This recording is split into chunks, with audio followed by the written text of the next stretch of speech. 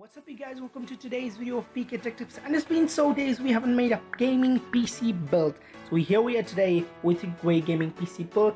It's a high-end gaming PC build which play all of your games at a high setting, 60 frames per second, and it can even edit videos for just $1,500. And $1,500 is not a great amount to put in the latest part and last your PC long for around 5 to 10 years next. And you can really be easily able to play all of today's game at max setting, 60 frames per second.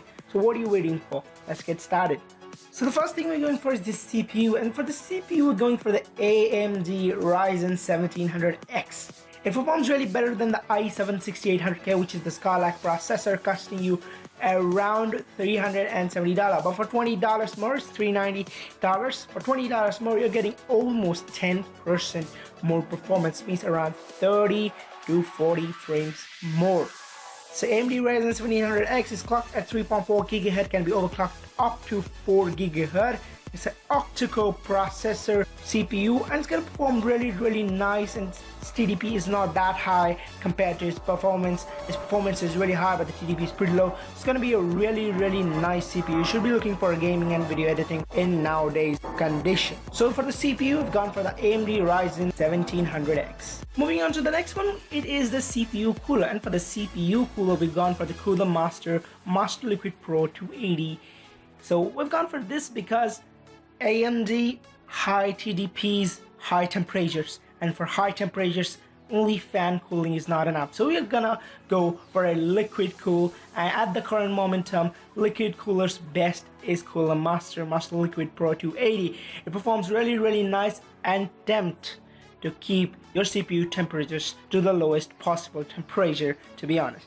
So it's a great CPU cooler everyone should be looking at. It really works. So for the CPU cooler, we've gone for the Cooler Master Liquid Pro 280. Moving on to the next thing, we have the motherboard, and for the motherboard we've gone for the Asus Crosshair 6 Hero. It's an ADX AM4 based motherboard which is specially made to support the AMD Ryzen CPUs. It's a great motherboard. It has 32 gigabit maximum support of the RAM and 4 RAM slots, DDR4 supported, absolutely insane motherboard, 2 PCIe slots. That's a great motherboard everyone should be looking for $250. Massive motherboard, massive performance. Everyone should be looking out for this. So for especially Ryzen CPUs, this motherboard I've gone for this.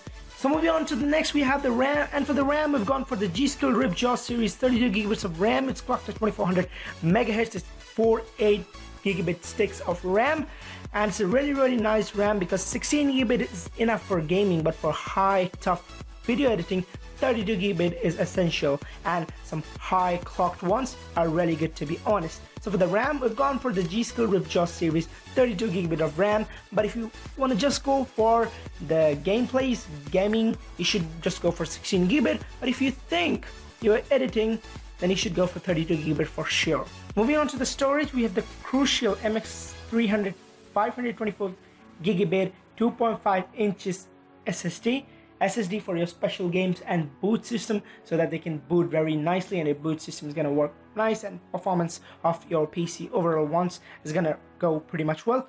And for the normal storage, we've gone for 1 terabyte of Western Digital Copy of Blue, 200 RPM. 1 terabyte is enough for all of your games, all of your videos, and all of your stuff you want to put in. So for the storage, Crucial MX300 525 gigabit SSD and a Western Digital Copy of Blue 1 terabyte SSD clocked at 7200 RPM.